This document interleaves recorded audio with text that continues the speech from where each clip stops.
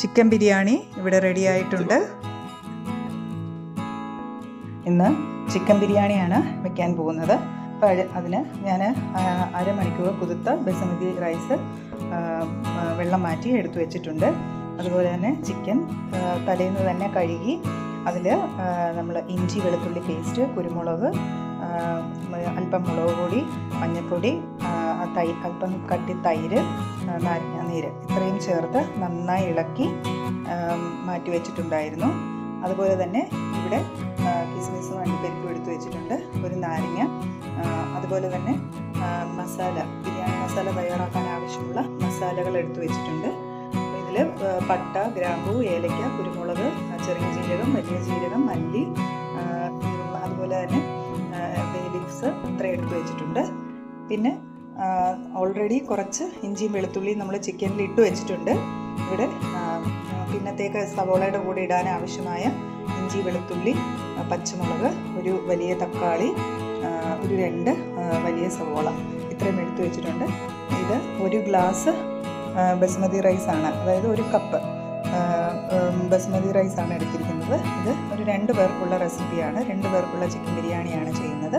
അപ്പോൾ ഇതെങ്ങനെയാണ് ചെയ്യുന്നതെന്ന് നോക്കാം.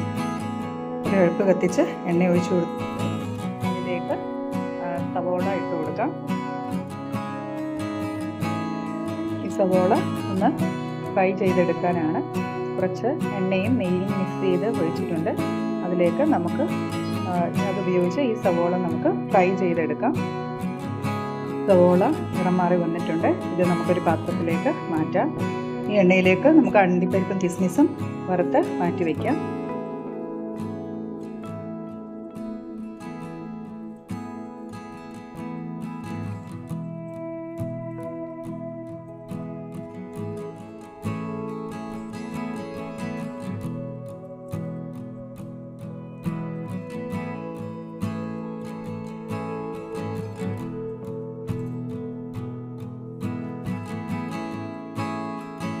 ഇത് റെഡിയായി വന്നിട്ടുണ്ട്. ഇതും കൂടെ നമുക്ക് പാത്രത്തിലേക്ക് മാറ്റാം.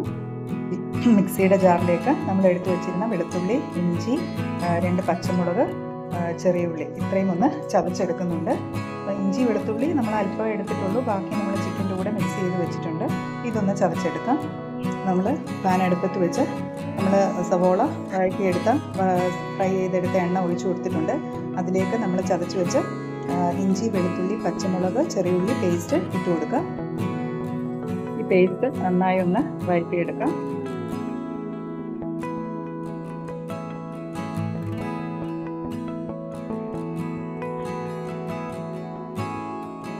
ഇഞ്ചി വെളുത്തുള്ളിയുടെയൊക്കെ ഒരു പച്ചമണം മാറുന്നിടം വരെ ഇതൊന്ന് വഴറ്റി കൊടുക്കാം.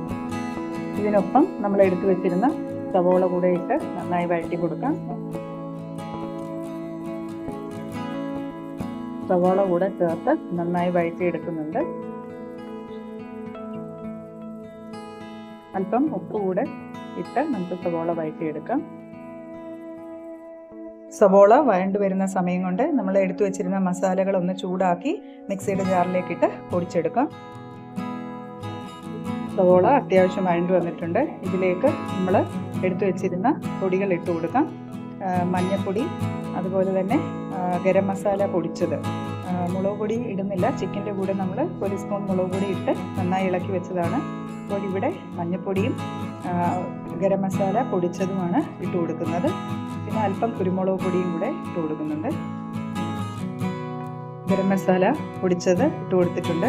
അപ്പോൾ ഒരു 1/2 സ്പൂൺ കുരുമുളക് പൊടി, അല്പം മഞ്ഞൾപ്പൊടി, 1 സ്പൂൺ ഗരം മസാല, നമ്മൾ എടുത്തു വെച്ചിരുന്ന മസാലകളെല്ലാം പൊടിച്ചത് ഇത്രയും ഇട്ട് നന്നായി ഇത് ഇളക്കി യോജിപ്പിക്കുന്നുണ്ട്. നമ്മൾ 1 കപ്പ് ബസ്മതി റൈസാണ് എടുത്തിരിക്കുന്നത്, അതായത് 2 പേർക്കുള്ള റെസിപ്പിയാണ്. അപ്പോൾ അതിനനുസരിച്ച് നിങ്ങൾക്ക് ഇൻഗ്രീഡിയൻസ് മാറ്റിയെടുക്കാവുന്നതാണ്.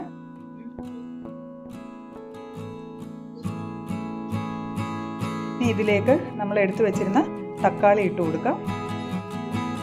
അപ്പോൾ ഇതിലേക്ക് തക്കാളി ഇട്ട് കൊടുത്തിട്ടുണ്ട്. തക്കാളി ഇട്ട് നന്നായി ഒന്ന് വഴറ്റിയെടുക്കാം.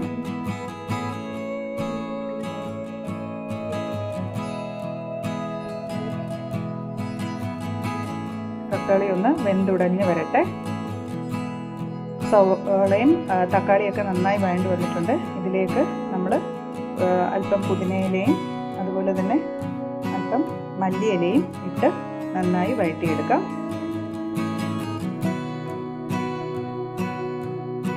ഇതിലേക്ക് നമ്മൾ എടുത്തു വച്ചിരുന്ന ചിക്കൻ ഇട്ട് കൊടുക്കാം. നന്നായി വഴറ്റി അടച്ചു വെച്ച് നമുക്ക് ചിക്കൻ വേവിച്ചെടുക്കണം.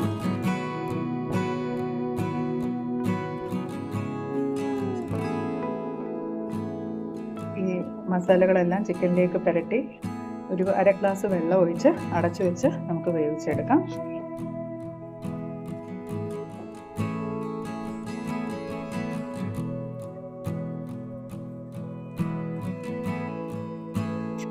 ഇത് നമുക്ക് അടച്ചു വെച്ച് വേവിച്ചെടുക്കാം. ചിക്കൻ വെന്ത് വരുന്ന സമയം കൊണ്ട് നമുക്ക് ഇതിലേക്കുള്ള അരി തയ്യാറാക്കി എടുക്കാം. അപ്പോൾ നമ്മൾ വെള്ളത്തിലേക്ക് 2 ബേ ലീവ്സ്, 2 പട്ട, ഗ്രാമ്പു ഇതെല്ലാം ഇട്ട് കൊടുക്കാം. അതുപോലെ തന്നെ ഒരു 1/2 നാരങ്ങയുടെ മുറി നമുക്ക് നന്നായി പിഴിഞ്ഞ് ഇതിലേക്ക് ഒഴിച്ചു കൊടുക്കാം. 1/2 നാരങ്ങ നീര് പിഴിഞ്ഞ് കൊടുത്തിട്ടുണ്ട്. അതിലേക്ക് നമ്മൾ ഫ്രൈ ചെയ്ത അല്പം സവോളയും കിസ്മിസും ഇട്ട് കൊടുത്തിട്ടുണ്ട്. അതുപോലെ തന്നെ അല്പം അതിൻ്റെ എണ്ണയും, ഫ്രൈ ചെയ്ത എണ്ണയും നമ്മൾ ഇതിനോടൊപ്പം ഒഴിച്ച് കൊടുത്തിട്ടുണ്ട്. ഇനി ആവശ്യത്തിന് ഉപ്പ് കൂടെ ഇട്ട് അരി നമുക്ക് ഇതിലേക്ക് ഇട്ട് കൊടുക്കാം. എന്നിട്ട് ഒരു 1/4 ഭാഗം വേകുന്നിടം വരെ നമുക്ക് വേവിച്ച് എടുക്കാം. നമ്മൾ എടുത്തു വച്ചിരുന്ന 1 കപ്പ് അരി ഇട്ട് കൊടുക്കുന്നുണ്ട്. അതിലേക്ക് ആവശ്യത്തിന് ഉപ്പ് കൂടെ ഇട്ട് വേവിച്ചെടുക്കാം. നന്നായി തിളച്ച് വന്നിട്ടുണ്ട്. ഇതൊരു 1/4 ഭാഗം വേകുമ്പോഴാണ് നമ്മളൊന്ന് ചോറ് ഊറ്റിയെടുക്കുക. അരി ഒരു 1/4 ഭാഗം വെന്ത് വന്നിട്ടുണ്ട്. നമുക്കിതിനെ ഒന്ന് ഊറ്റിയെടുക്കാം. ചിക്കൻ നന്നായി വെന്ത് കിട്ടിയിട്ടുണ്ട്. ഇനി നമ്മളൊരു ദോശക്കല്ല് അടുപ്പത്ത് വെച്ച് നന്നായി ചൂടായി വരുമ്പോഴത് സിമ്മിലാക്കി അതിലേക്ക് ഈ ചിക്കനുള്ള പാത്രം വെച്ച് കൊടുക്കുക. അതിൻ്റെ മുകളിലേക്ക് ചോറ് നമുക്കൊരു ലെയറായി ഒന്ന് ഇട്ട് കൊടുക്കാം.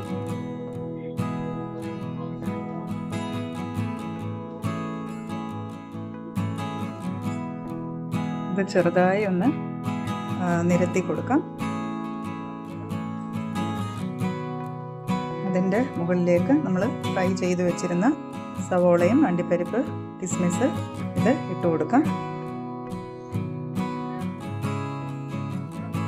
അതുപോലെ തന്നെ ഒരു കുറച്ച് പുതിനയിലയും മല്ലിയിലയും നമുക്ക് ഇട്ട് കൊടുക്കാം. ഇനി ബാക്കിയുള്ള ചോറ് കൂടെ ഇതിൻ്റെ മുകളിലേക്ക് ഇട്ട് കൊടുക്കാം. അതിൻ്റെ മുകളിലേക്ക് എടുത്തു വെച്ചിരുന്ന ബാക്കി ഫ്രൈ ചെയ്ത ഐറ്റങ്ങൾ ഇട്ട് കൊടുക്കാം. നമ്മൾ എല്ലാം ഇട്ടതിന് ശേഷം ഇതൊന്ന് അടച്ചു വയ്ക്കുന്നു. അടച്ചു വെച്ച് ഇതിൻ്റെ മുകളിലേക്ക് ഒരല്പം വെയിറ്റുള്ള കല്ല് വെച്ച് കൊടുക്കുന്നുണ്ട്. അപ്പോൾ ഇതൊരു 15 മിനിറ്റ് ഇതേപോലെ തന്നെ സിമ്മിലാണ് വെച്ചിരിക്കുന്നത്. ഒരു 15 മിനിറ്റ് ഇതേപോലെ വയ്ക്കുക. എന്നിട്ട് അടുപ്പ് ഓഫ് ചെയ്ത് ഒരു 1/2 മണിക്കൂർ കഴിഞ്ഞ് നമുക്ക് സെർവ് ചെയ്യാം.